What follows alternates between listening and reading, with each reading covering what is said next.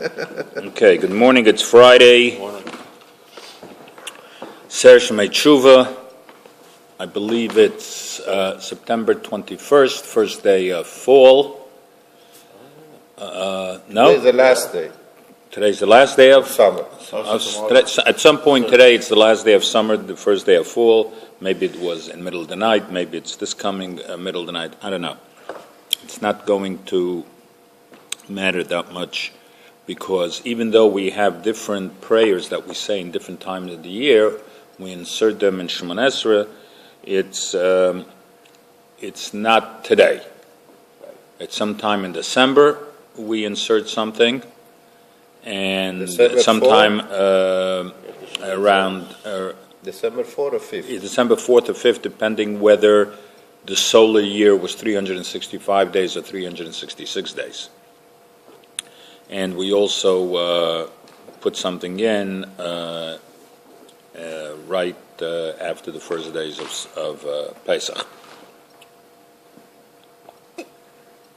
Nevertheless, now it's Aser Shemei Tshuva, and we were talking yesterday about doing Kiddush Levana, the blessing of the new moon, which we go out usually on a Motzei Shabbos.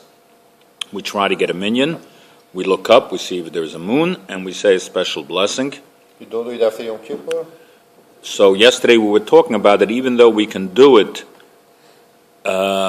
beginning with the third day following the new month, we wait until after Yom Kippur, so that right after Yom Kippur we do a mitzvah. What the Mechaber said on that, the Sephardim, of course. I think we are so the Mechaber doesn't really talk about it. The Ramah brings down that we should wait until after Yom Kippur, just like we wait by Tisha B'Av. However, there are certain people that say, as I mentioned yesterday, that you should say it as soon as possible. I mean, you should try to say it either the third, beginning with the end of the third day. Some people actually wait for the seventh day. I'm not sure what the reason is. Maybe there should be one complete week. Anyway, so I guess either way you do it, it's good as long as you do it. He brings down an interesting story over here. The Be'er Hativ brings down an interesting story that there was once a man. He wants to bring out how important it is to do this mitzvah. And as such, he's saying that maybe you should say it right away, so at least when you go into Yom Kippur, you know you got that mitzvah under your belt. I don't know how many other mitzvahs you're going to have, but at least you do that. That's a relatively easy mitzvah. It's a beautiful mitzvah. I'm always thinking what people who drive by in the street and see a whole bunch of Jews out there looking up into the sky and praying, what they must be thinking. It reminds me that when, if you're standing in the middle of a street in Manhattan on 42nd Street, it's staying and you go and you pick up your hand and you look up, you'll get half of Manhattan looking up. Yeah, absolutely. So here too, I'm wondering what they're saying. Yes, Benny.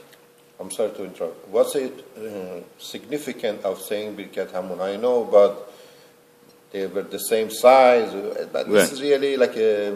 It's just another way of acknowledging the awesomeness of God and what He's done for us, and how He, in the olden days, you didn't have electric light. You went by the light of the moon or the light of the sun. And additionally, the moon, as you know, controls the tides. If the moon became wacky, we'd all be flooded. Mm-hmm. I noticed yesterday I was going to Pathmark, and the tide was high, and it reached just the street level. So maybe another 2 inches, and the streets would be flooded. So it happens sometimes that the street is flooded over there because of high tide, but it's flooded, but you can pass through. But if it was 3 feet higher, we'd be done. I mean, it's always... So sun is really more important in our life than moon. And we make the blessing every 28 years? Like we make the... every 28 years there's a special mitzvah called Birchas Hachama, and that is when the sun is in the exact location as it was when the world was created. It's always on Wednesday, and this past cycle, it it came out not only was it obviously in the same location as when the creation of the world, but it was in the exact same time in the calendar. So it was a very special thing. The whole world was involved in it, and it's every 28 years. 25 to go. You have 25 to go. Okay, there's a gentleman that davens in my shul that he's done it 5 times already. Oh my goodness! Really? Yeah. So how can it be you can do it 5 times? So if you to do it 5 times, when he was 2 or 3 years old or 4 years old, he did it the first time, and then 2 3 years doesn't say 3 times 28. Let's say he went 3 times 28. Almost So it's 68. 84 years. So 84 years he was able to get in. So let's say by then he was 90, and he did it 3 years ago, so he was 93. So he did it 5 times already. This is a man. He did it 5 times. How could it be 5 times? Again, let's say he was 5 years old when he did it the first time. Okay, 5 years old when he did it the first time. Okay. 28 years later, he was 33 years old. Right. Okay, 2 2 times. 28 years later, he was 61 years old. 3 times. 28 years later, he was 89 years old. 4 times. And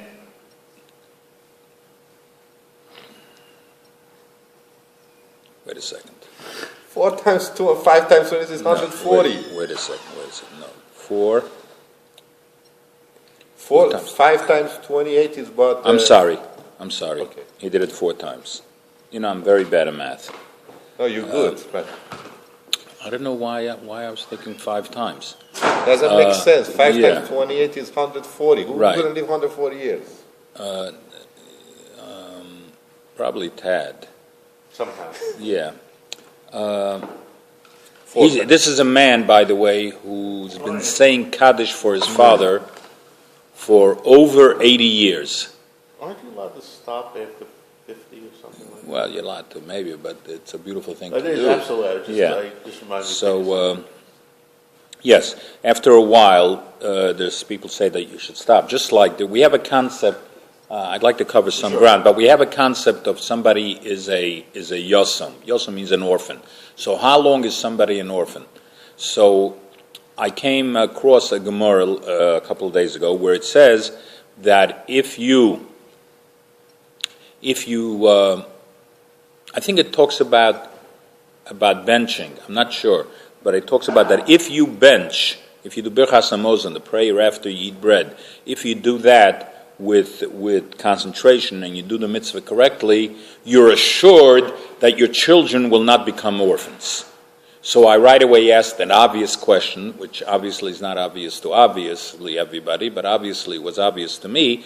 It says that you're assured your children won't be orphans. Don't we want our children to be orphans? Of course.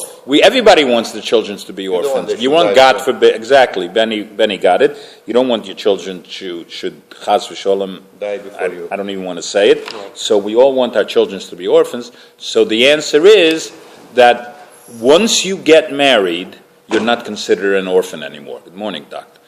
So when it says in the Gemara that we don't want our children to be orphans, it means they shouldn't. You know, a parent should not die at a young age, and the children are not yet on their own. But once a child is on their own, when they get married, they're not considered orphans. Even though the parent would pass away. Right. Once you're married, you have a spouse, and that takes the prominent role in your life. The same thing happened to Yitzchak when a wife has to listen to her husband. That's on the Torah. When Yitzchak finds Rivka, Right. They said change his life. Right. So you have to listen to your husband before you have to listen to your father. Really? Yeah. By the way, that does not necessarily hold true the other way. Right. But that's a subject of another conversation or another shiur.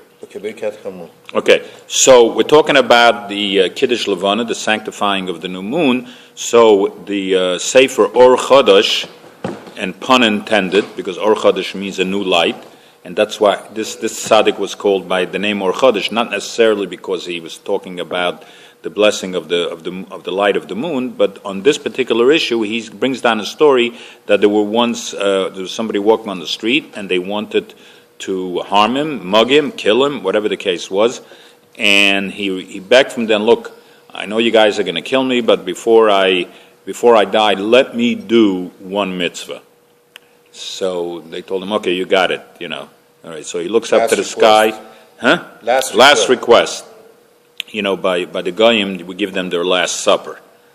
Very bad idea to die on a full stomach. Not a good thing. But anyway, this person said he wanted to do a mitzvah before he died. And, by the way, just the concept that somebody's about to die and the only thing on his mind is to do a mitzvah is something to be envious about, if that's on your mind.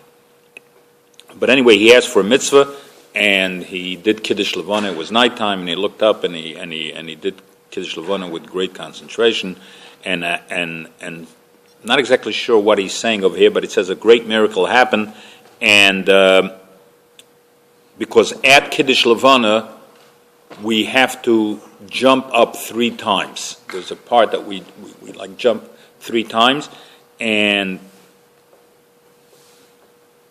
when he did that, sort of like the wind lifted him up and carried him away, and he got saved. So it's also brought down, and this is very, very awesome as well, that from the moment you say Kiddush Levana, from that point on, until the end of the month, you won't die. So I would like to, at one time, do a little research on that and see what happens. But that's why, I'll tell you the truth, I wasn't that careful in doing Kiddush Levana, but when I heard this, and I heard this many, many years ago, I tried to do Kiddush Levana, especially, before the time is up. You can do it yourself too, but it's like any other mitzvah, it's preferable to do with a minyan. But okay. You have to say Kaddish? You can say Aleinu afterwards, and you say Kaddish, and you know what, we'll get into Kiddush Levana. There's a lot of beautiful things about Kiddush Levana, but I just really want to get this done because Dr. Berman is going to be writing me soon that we didn't start slichas yet. What? You don't need a minyan slicha, but it's... Okay, so I just want to, let me just address something that was brought up yesterday.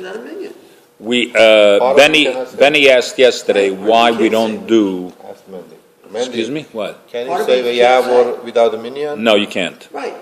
No, you can still say slichas. You can say slicha. You can't do the Yud Gimel Midos, the 13 attributes of Hashem. Then you wind up delaying Shacharis. Okay, so I just want to address one thing. Yesterday, Benny asked, and I actually heard Joel Krantz ask it also, why we don't say Tachnan on Rosh Hashanah. Okay? It's interesting that it's brought down in the Torah. The Torah, again, is a Rishon.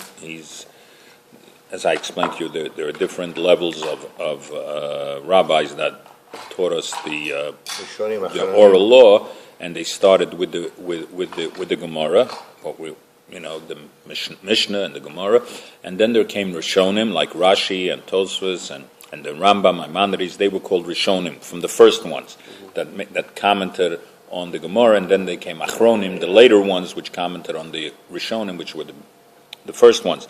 So the Torah, which is a major Rishon, he says that we don't. Not only don't we say it on Rosh Hashanah, and by the way, we go according to his custom, that we also don't say it Erev Rosh Hashanah. We don't say it on the eve of Rosh Hashanah. Just like, and this is important, he said, just like on the eve of any other Yom Tov, we don't say it on Erev Pesach, we don't say it on Erev Shavuos, we don't say it on Erev Sukkot, we don't say it on Erev Yom Kippur. Just like those other days we don't say it, we don't say it either on Erev Rosh Hashanah. So right away, it's commented that, wait a second, it's not just like any other Yom Tov. Any other Yontiv, we don't say it for another reason. We don't say it on Erev Yom Kippur on Erev Yom Kippur, because Erev Yom Kippur is actually a holiday. And we'll get to it in a second why we don't say it on a holiday. But Erev Yom Kippur, we don't say it. Good morning. I'm sorry you're 2 minutes late. I predicted you'd come 15 minutes after I start this year, and you were 17 minutes late. So... No, we started out davening, 7:45. Yeah, but he asked me yesterday, I told him that it's 15 minutes after I start this year. That's when he'll show up. You were wrong. I was wrong. It's 17 minutes. And 17 is really not a good number, because we stay away from the number 17, because that's why there's Shemon Esrei, and that's why a lot of things, it's 17, because 17... 17 minyan Excuse me? 17 is minyan 17 minyan tov, but when it comes in this time of the year, we're careful about the word 17. That's why we don't eat nuts on Rosh Hashanah, because the word for nuts is egos, Aleph, Gimel, Vav, Zayin, and the numerical value of that is 17. That's why we don't have nuts. And 17 is a bad number, because the word for sin, chet, is 17. Chet, tes, Aleph. 17. So we don't want to remind the Satan about that number, so we stay away from it. Thanks, Ted. Maybe that's why Tad stayed away 17 minutes. Could be. I'm gonna judge you favorably on this. That's what you should do always. Anyway, they're picking on you. I don't know. yes, we love him. That's why we pick on him. So no If you vote for So let me just. So the answer is that we don't say Tachnan on Erev Yom Kippur because it's a holiday for itself. We don't say Tachnan Erev Sukkot because the period between Yom Kippur and Sukkot is also like a holiday. We don't say it any of those 4 days. We don't say Tachnan Erev Shavuos because 3 days before Shavuos we already prepared ourselves and put us in the mode of the Yontiv. So that's why. We don't say it Erev Pesach because the whole month we don't say it. That's when they put up the tabernacle and all the leaders brought their special sacrifices. So we don't say then. So what do you mean we don't say it Erev Rosh Hashanah just like any other Yontiv? It's not the same. So it's a play on words. It means that we don't say it because if we would say it, then we would be different than any other Yontiv. And we don't want to point out to Rosh Hashanah that it's a special day, that it's different between any other Yontiv. First of all, people will confuse and say, you know what? On the holiest day of the year, Erev Rosh Hashanah, the eve of Rosh Hashanah, we're saying Tachnan. It must be so important. We're going to say it now on the eve of Pesach. Exactly. So this is the reason. We don't say it so that it should not be distinguished from any other Erev Yontiv. Now, why don't we say it on Rosh Hashanah itself? And the answer is, which I said, for the same reason that we have Rosh Hashanah. We have Rosh Hashanah before Yom Kippur, because before what is Tachnan? Tachnan is when we confess to God and we beg for His forgiveness, and we ask Him to be merciful to us, and we plead before the Almighty. Who is the Almighty? Who is He? People have to prepare themselves and put themselves in the mode of who God is and who is the King of the world. That's the purpose of Rosh Hashanah. And then we can go into Yom Kippur and do our prayers and supplications, or actually immediately thereafter. So before you can do Tachnan, before you can ask somebody, if I told you you got to go to this building, and the leader of the governor is there, and go ask him for a pardon, and you never met the governor, and there's 50 rooms there, and you don't know where to go, what door to knock on, so you're going to spend your time doing that. So you want to know who it is that you got to see, and who it is that's in charge, who's the boss, before you actually... Yeah, so that's why we don't say Tachnan. That's one of the reasons why we don't say Tachnan or Rosh Hashanah. Okay. So, have a good Shabbos, everybody, and Are you going to be here for Shabbos? I won't be here for Shabbos, Oh, good. and